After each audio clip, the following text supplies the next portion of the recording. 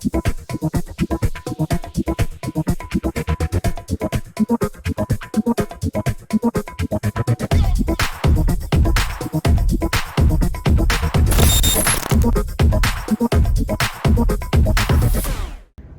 and welcome to the next chapter of Sigmo Talks, the CPaaS Chronicles. My name is Maria and I'm from Trust Signal. In the next few minutes, we'll walk you through all the important steps required to successfully register an SMS template on the DLT platform and ensure it meets TRI regulation. Let's begin by looking at some key essential checks. First, header. You need to get your header approved. To get a better idea of this, let's see how it's done. To start with the header approval process, you have to go to the website www.willpower.in. Once you've reached the page, go to headers, then SMS headers, then add. The first step towards header approval starts with selecting the validity type. We have two options here, permanent and temporary. As for the temporary, the validity is for 15 to 30 to 45 to 60 days. We will be selecting permanent. Then comes selecting the header type. In this, we have two options again, promotional and other. Promotional is numeric, other is alphabetic. We will be going for other. Then comes selecting the category of a company, such as banking, insurance, real estate, education. We will be going for communication and broadcasting. Now we will be finding our header, and remember that it has to be of 6 characters only. We will be going for this. Search. As you can see, this is available, so we will be going for this. After this, you have to upload a file.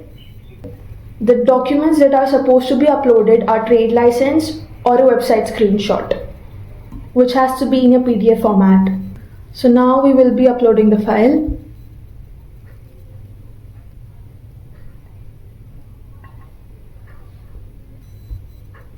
This is the one. Open. As you can see, we have uploaded the file. Now comes the section for the explanation of sender ID. Here you have to mention the reason for which you're getting your header approved. We are getting this header approved for transactional messages.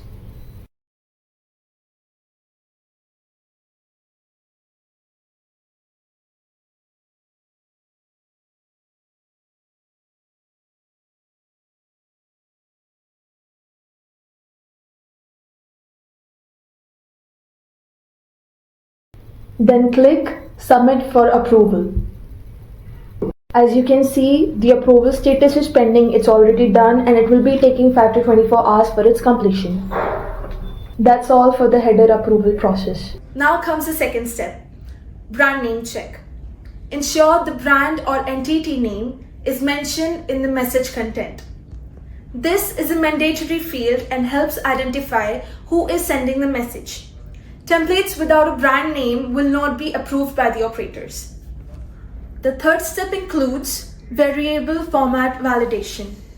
All dynamic fields such as OTPs, coupon codes, usernames, or personalized URLs must be written in the format curly braces, hash, var, hash, curly braces, close.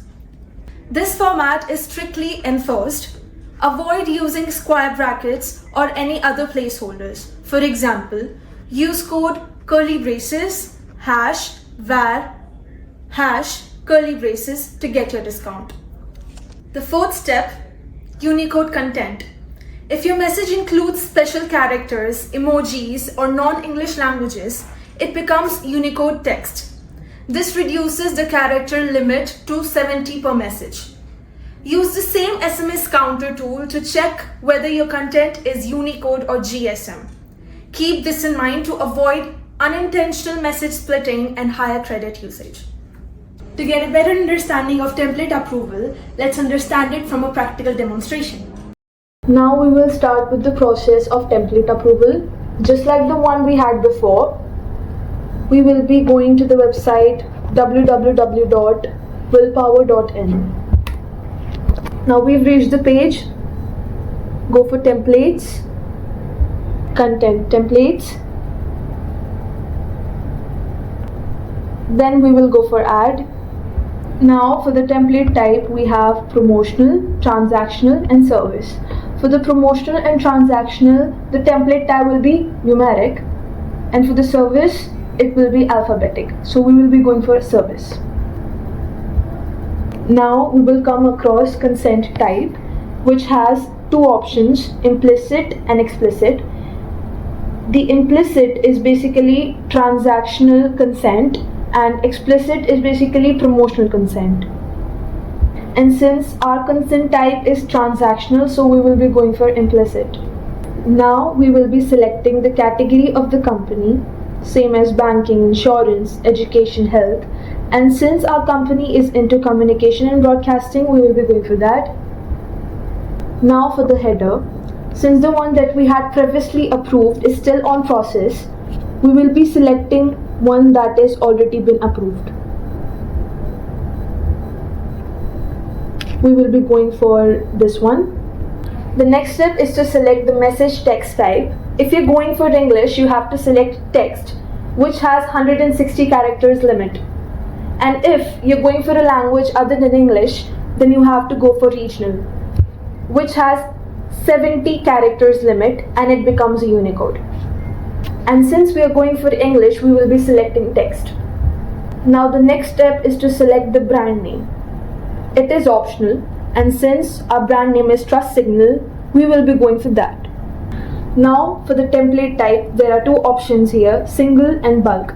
If you have a single template type, you have to go for single, and if you have one in bulk, you have to go for bulk one. And as for the bulk one, you have to upload a file that is only in CSV, and here is also a download sample for that. And since we are going for a single template type, we will be selecting single. Now we have to select the template name. The template name should be related to the content of the message. The name that we have selected is Trust Signal OTP. Now comes the template message. The first step towards writing a message is to insert a variable. It is important when you have to customize the content of the message. Now you can check the preview of your message here. This is how it will appear on the mobile. Now when you're done with everything, click on submit, confirm.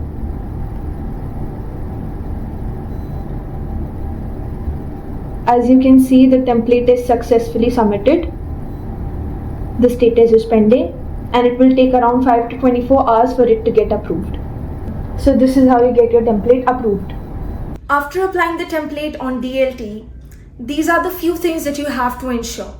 First, PETM. You have to first ensure your principal entity, which is PE, is properly bound to an authorized telemarketer, TM. This is mandatory under TRI regulations. If the PETM binding is missing, your messages will not be delivered and the template will be rejected. Next comes CTA whitelisting. Here you have to check that URLs or call to actions used in the message are whitelisted on the DLT platform. These could include website links, app downloads, or any landing pages. If your link isn't whitelisted, the template will be declined. Use shortened and approved URLs like 1ts.io/abc for final delivery. There are three types of content category selection. First, promotional, which is for general marketing content with numeric sender IDs. Second, service explicit, which is for offer-based messages or promotional alerts where consent is taken. Third, service implicit, which is for transactional messages like OTPs or alerts where no consent is needed. Point to remember, service explicit and service implicit are alphabetic sender IDs. Thanks for watching. Do not forget to like and subscribe to our channel. Stay tuned for more. Bye-bye.